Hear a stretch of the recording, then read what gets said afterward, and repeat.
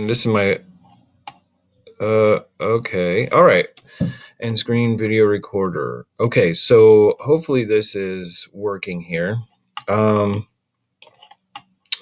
want to talk about we got to this position in the game, and I want to talk about something that happens often in chess. I notice in myself, and for sure in younger players when you're training them.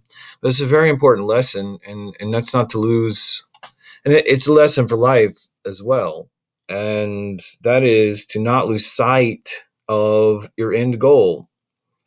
And under time pressure, I only had 2 or 3 seconds left to play this game, and you can see there's several more moves in the game. Lots more moves were played within 2 or 3 seconds. So speed and quick thinking is essential. However, under pressure, we often lose sight of our end goal and our vision, and that is evident in this game. So White captures this pawn. White's about ready to get a queen, could be successful, and I'm under pressure, worried about this pawn getting down here somehow, not being able to stop it, and then also I'm attempting to get a queen, and it all looks very simple now, 2020 hindsight. However, in the middle of the game, the thing that I lost sight of was check and checkmate and forcing a checkmate, even under pressure. So a lot of times when someone captures your piece, you just automatically think of recapturing or trying to get that material back. If someone takes something from you, you instantly think of attempting to get the material back. However, that's totally unnecessary in this case. And my actual next move was bishop recaptures. Okay, so that's where I made my mistake right here at this point, because the game can be quickly decided simply by putting black or putting white in check immediately, which secures the queen instantly. And I don't have to worry about this, even though there's a discovered check here. If he moves his bishop out of the way, I'm going to be in check. But I'm forcing white to respond to the attack on the king. And that leads to, these checks lead to the end goal. So when I recaptured White's bishop, just out of reaction under time pressure and under the pressure of this potentially becoming a queen, um, I lost sight of the actual vision of the game, which is to get checkmate against the opponent. And it doesn't matter at what point you're in a game. It doesn't matter if it's the opening or the middle game or the end game.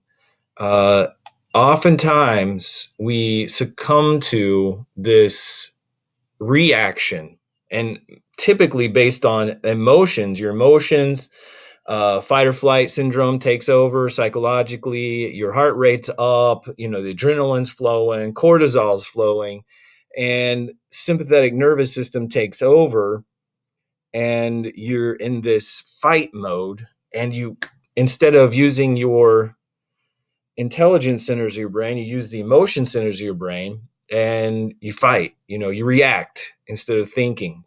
And that's what I did in this game, and it's a good illustration of that. If I had just simply kept my vision and stayed rational and kept calm, um, then I would have reminded myself instantly, or had the habit to overcome that reaction, that instant reaction, instead of actually being cognizant and rational about what's going on. I would have followed my plan, which is to get checkmate. And so after bishop captures, or after White's bishop captures my pawn, I can instantly go to check, which should be my automatic reaction, not recapturing. Recapturing is not a good reaction. Um, and I just think in many cases, that reaction without thinking is probably the demise of many people's games, especially mine. I notice it in my own, and I play thousands of these speed chess games. Anyway, check. And after king goes to h2, instantly the next move is to get the queen. White's only natural move is to capture. It's the only thing you can do. And then recapture the bishop, take the bishop out of the game. And now this is an obviously easy win. Even though I can't get to this square, I can interject more checks and checkmate with queen check here. If white pushes the pawn queen, then I have the immediate checkmate. If white decides to try to run, I have checkmate into two moves. So anyway, this comes up in a lot of games, and the more I watch games, I see oftentimes that the knee-jerk reaction, and even in world championship rounds, the knee-jerk reaction to recapture leads to the demise of your game. And because a lot of times when you recapture, you're losing focus on the actual end goal. The point is not to recapture material. A lot of times you sacrifice gobs and gobs of material. And one game comes to mind that I think it's called the Polish Immortal, where all the major pieces and minor pieces are sacrificed so the pawn can deliver checkmate. And so the best game, the best part of your life is not centered on being afraid of losing material. The fear should be on losing the vision or goal that you're trying to achieve. And in life, that's the same as in chess. You simply want to stay focused on the end goal. And so I failed that in this chess game. That's easy to see in this chess game that I failed that. And, I see in my life sometimes, things happen to me and I react instead of taking things in stride, remembering what the vision of my and goal of my life is, and moving towards that goal and doing what's necessary to move towards that goal, no matter what negative circumstance happens in my life. So hopefully that, I don't know, chess lesson, life lesson. When I promoted chess for 6 years, building programs in Western Kentucky at Western Kentucky University, the whole thing wasn't about building chess programs. The whole thing was about using chess to build intelligence, improve academics, and to teach life lessons. It wasn't about a game. And when you promote chess, it's not about teaching kids a game or becoming an expert at a game. It's about helping kids understand how to think and how to rationalize their own life and to build their brain and the networks of their brain in a way and reshape the brain in a way that leads to improved cognitive ability. And that's the end goal of promoting chess. That's why chess should be in every single school and every single grade level across the country every year, all 12 years of a child's curriculum and education. I mean, there's applications of history. There's ways to teach history through chess, math, science, literally the scientific method. Chess is the scientific method every step of the way. And it's hypothesis, it's testing, it's results, it's analysis, it's everything. When you teach chess properly to children, you are teaching them everything that education fails in many cases to provide children. And this simple addition is so cost effective. This simple addition, starting in preschool, you can start children at 3 years old. I started my daughter at 3 years old. She loves it. And she's not even great at it. She just loves the complexity of it and moving the pieces and all the different kinds of pieces. And she just loves the game. And I think every child the vast majority of children would love chess, because of the nature of the game, and because it helps them feel proud about themselves. There's just something, a spirit about the game that makes you feel more intelligent when you play it. And I think people feel more accomplished when they play it. And I think that builds on children's confidence, especially when they get good enough to play against adults, either casually or in competition, and especially when they start earning trophies and awards, at competitions.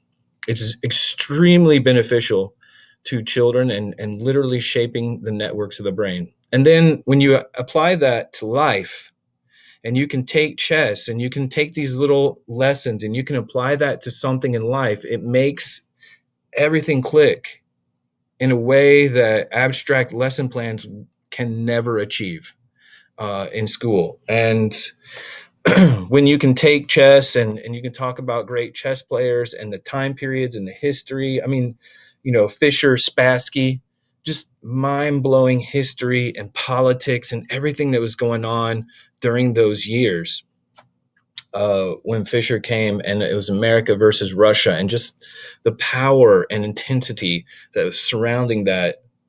Fischer's rise to world elite dominance in the chess world, and then to defeat the Russians. Similarly, and not in nearly the same time period, U.S. hockey defeated Russia, the behemoth of the sport, and is like David and Goliath. And so, these kind of things can be brought in to history lessons and make history alive and real and touchable with people's own hands. And then they can visualize themselves and be able to understand that they're able to attain such greatness through their own effort.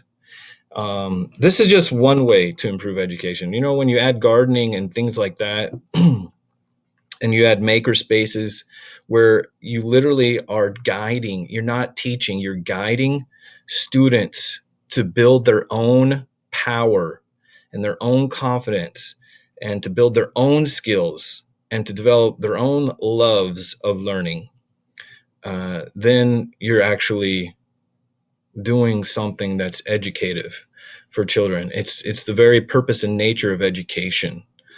And anyway, I learned all of that through my 6 years of building chess programs for schools and giving lectures and doing presentations for, regional co-ops of schools and university, and training teachers, and learning about the brain and the science of learning, and neuroscience, and things that I went down a path less traveled, and had a lot of controversy and conflict trying to achieve what I learned.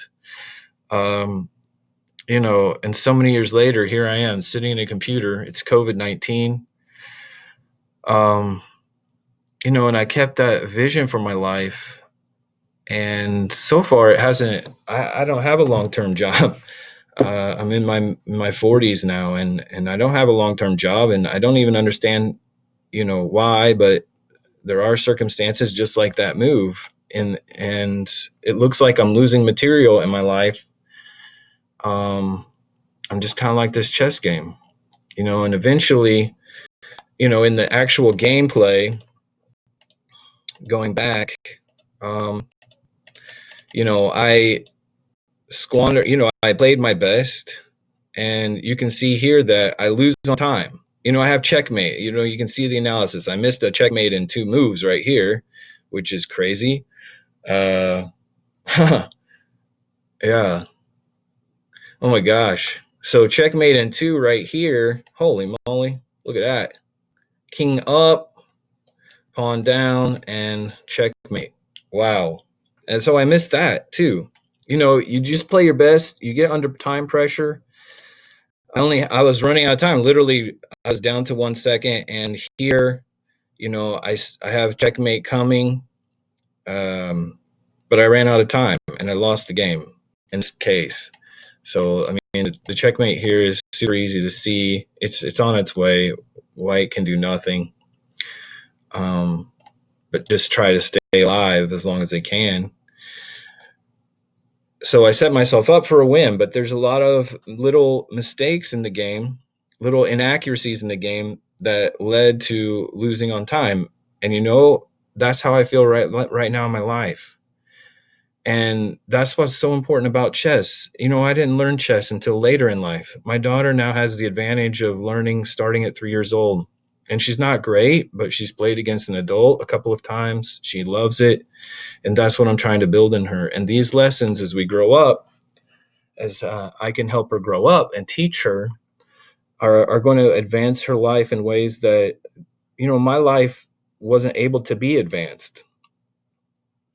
And, hopefully we can avoid some of the errors. And I have hindsight now, 2020. I can help reshape her life in a way that I was not able to have my life shaped. Although I'm not faulting my parents. I have had wonderful parents, and I had a wonderful upbringing, and I had a great childhood. I had a good life. I was very fortunate. We were very poor, but I was fortunate to live out in the country and learn music and different things. They invested a lot in us and sacrificed a lot to invest their lives in me and my sister's lives as we grew up. We gardened. We had a lot of things that build intelligence, that research says builds intelligence. And my parents back in the 70s and 80s, they didn't have all that access to the internet and any of that kind of information. And so, they prayed constantly. And I think, there's power in prayer and God's wisdom. And I think just the meditative force and power of prayer allows you to clear your mind, think more rationally, and achieve your goals. Like in this game under pressure, I didn't have that pause, the breath under time pressure with only a couple seconds left. I couldn't pause. I couldn't breathe. I couldn't reflect. I didn't have the time to meditate on that position. Where was that? Back at this point in the game, and I retook. I just under pressure, I had to retake, and I didn't take that time to reflect. That's what prayer is. And I don't care if you believe in God or a creator or not. The very purpose of prayer, according to the scriptures, is to pause and to meditate and to deeply reflect spiritually. I mean, you're talking about the very core of your being and a connection to God himself, the creator of the universe. Whether you believe in it or not is irrelevant. The act of the pause, it changes the very chemistry that your body produces. It reduces cortisol, it reduces adrenaline. You start to breathe deeper, and your breathing isn't so fast and shallow. It becomes deep and longer, and you relax, and a whole other set of chemistry and a whole other set of networks in the brain begin to be turned on during those moments of pause and reflection.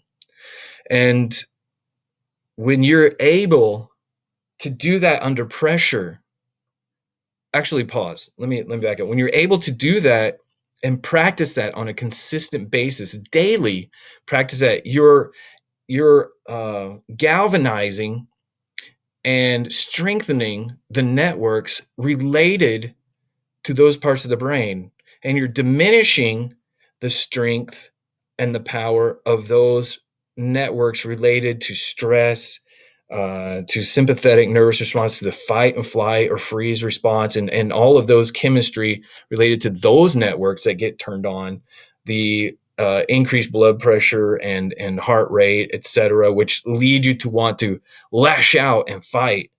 Right? The more you get into a daily meditative state, the more you strengthen those networks related to that, and the not that you don't need them, but the networks related to fight, flight, and freeze become slightly less strong and diminished, so that when you're in a situation like this, where you're on, like this chess game where I was under time pressure, and I had to react so quickly or I was going to lose the game on time, I couldn't think about my vision. I lost sight of my vision.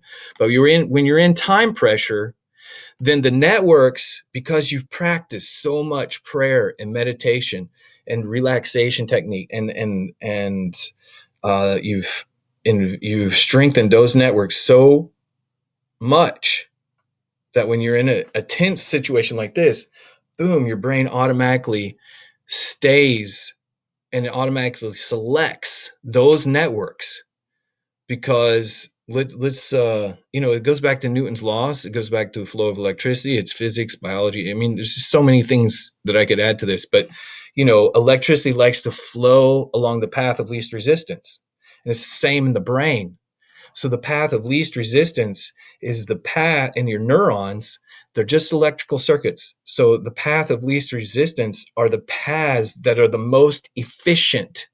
And the ones that are the most efficient in the brain are the ones that are operated and practiced the most. And when you practice prayer and meditation daily, whether you want to be a Christian or whether you want to be any religious person or whether you want to be atheist, it doesn't matter.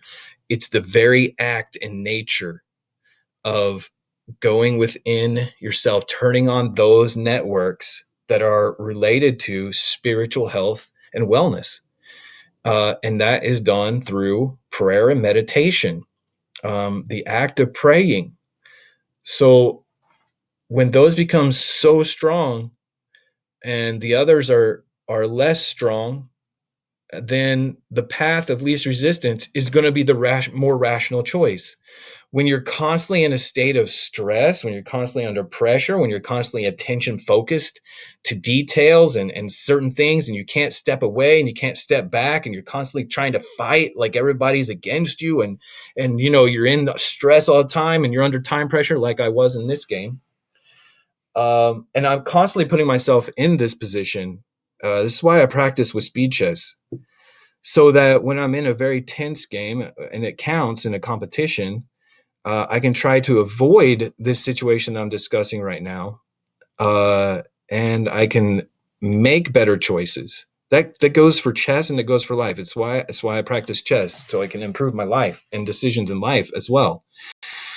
So that when you're in a tense situation, automatically your brain will select the path of least resistance and travel along those networks of deep reflective thought instead of instantly jumping to the emotion-based fight, flight, freeze response, sympathetic, and instantly trigger heart rate and fight, and boom, react without thinking. So you want your body to naturally select those networks related to intelligence, and those networks are most often related to deep, reflective, meditative thinking. Now, under pressure, you want there to be crossover between those two networks in the brain. The networks related to sympathetic versus networks related to parasympathetic response in your physiology. You want them to be connected, but you want them to be connected in a way that allows you to make rational, healthy, cognitive decisions under stress. And so under stress, a lot of times blood flow goes to those networks that have been practiced and reinforced and strengthened the most. And if you're constantly, this is the problem with PTSD. In PTSD, the networks associated with the sympathetic nervous system and response and all the chemicals, cortisol in PTSD is constantly, chronically elevated. It never is released. It never is diminished. It never goes away. And so that chronic flood of cortisol, which is your stress hormone, is linked to adrenaline, and you constantly want to fight at any minuscule trigger.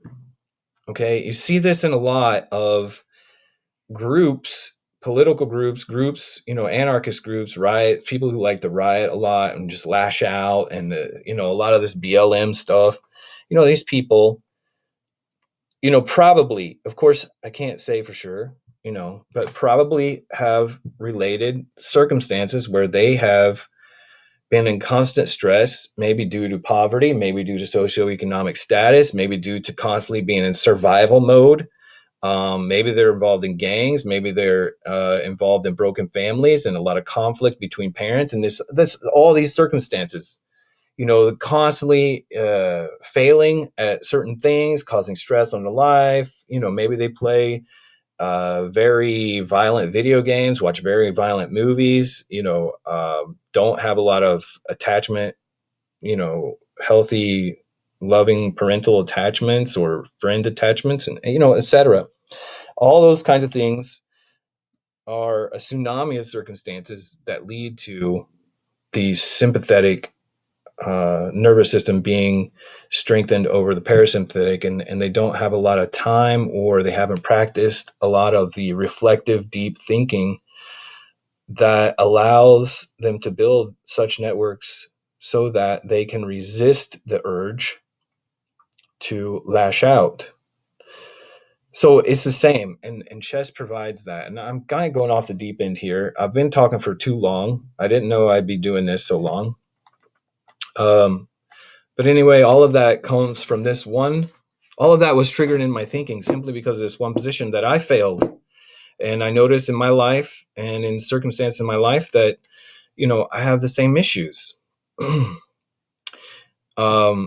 And I want to show one more thing here. If I can, hopefully, I'm going to go back here to, because my computer, was it this game? I don't think it was this game. Because my computer shut off and did a reboot on me. Hopefully I can get back to that game analysis. I may not be able to.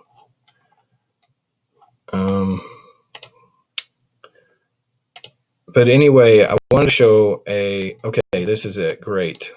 So look at this analysis. This is life. This is an analysis of a life. And it says that I had 0 blunders. Well, that's good. I didn't blunder anything so bad that I didn't take advantage of gaining material, and I didn't make a move so bad that I lost material. But inaccuracies, I had 6 inaccuracies. And you can see that the inaccuracies on this scale make these little tiny dips going back and forth between who has the advantage in the game, black or white. Well, you can think of your life the same way. Inaccuracies lead to these very minor mistakes. They're not mistakes, they're inaccuracies. You make an inaccurate decision in your life, and it can make it, you make several of them, and all of a sudden you're starting to circumstances are starting to take over just simply because you make some minor mistake. Now, that doesn't mean you can't recover. You can recover. But then when you make a mistake is something that would have led to a material advantage in the game, either in time, in space, or material, gaining material. You can think about that. Maybe you changed a job at the wrong time in your life. You got in a relationship with the wrong person, and it cost you some material. It cost you some time. It cost you some space. When you have the practice of chess in your life, it allows you to build the networks related to more rational thinking, and it shapes the brain in different ways so that the natural path of electrical flow through your neurons will stimulate the right kind of thinking, and then based on that electrical impulse to those neurons then triggers muscles and heart and lungs and sex organs and kidneys and everything else, lymphatic system, blood flow, everything. It's all related to what neurons are triggered in your brain. And when you trigger the right neurons, then your whole life is going to change. Your performance, your behavior, your physical performance is going to change. And so when you make a mistake, that mistake can lead to a loss of time, a loss of space in your life, a loss of material. You see a lot of loss of material, and material that change hands in divorce. Divorce is a mistake. It could be a blunder, but oftentimes blunders lead to lost lives. I'm just going to say George Floyd is a great example. Trayvon Martin is another recent history example. That jogger through the white neighborhood who also got in a scuffle, over such minor things. Those were blunders. And a lot of times we put ourselves in a situation where we blunder and it literally costs your life. And if they had had more training in education, through the public school system, if they'd had more training in their life where they're literally taught, and the purpose of education is to shape the very intellectual capacity and cognitive ability of children, not just worried about the content that you try to give to them, but more about their ability to think properly in a way that will positively benefit their life. If more chess was placed in schools to help children with those kind of processes to shape their brain in positive ways, then less blunders will result. The better you become at chess, the less blunders and mistakes you make. It's the same in life. The better you become, the better thinker you become, the less blunders and mistakes that you make in your life under stressful circumstances, and you don't react in a way that leads to circumstances like this little line right here. Circumstances are starting to get out of control because I made a mistake on this move. And I was able to recover. But a lot of times, a series of mistakes can lead to multiple blunders. Okay. And I'm going to show you another game, a game like that. Oh, wait, I can't go forward for whatever reason. Oh, poo. Well, anyway, a series of mistakes can lead to this just bouncing up and down super erratically because of blunders, and mistakes lead to blunders, inaccuracies lead to mistakes, and mistakes lead to blunders, and blunders lead to potentially the end of your life, ruining your life in a way that you cannot recover from. A lot of people say George Floyd was trying to recover. Well, he might have been trying to recover. I mean, in chess, you're always trying to recover. If you make a blunder, you're trying to recover, but the material loss could be so bad you cannot recover from it in chess, and you end up losing the game. And that's what happened to George Floyd. It wasn't the police officer's fault that George Floyd was in that situation. I mean, maybe he was a little bit aggressive, but you know what?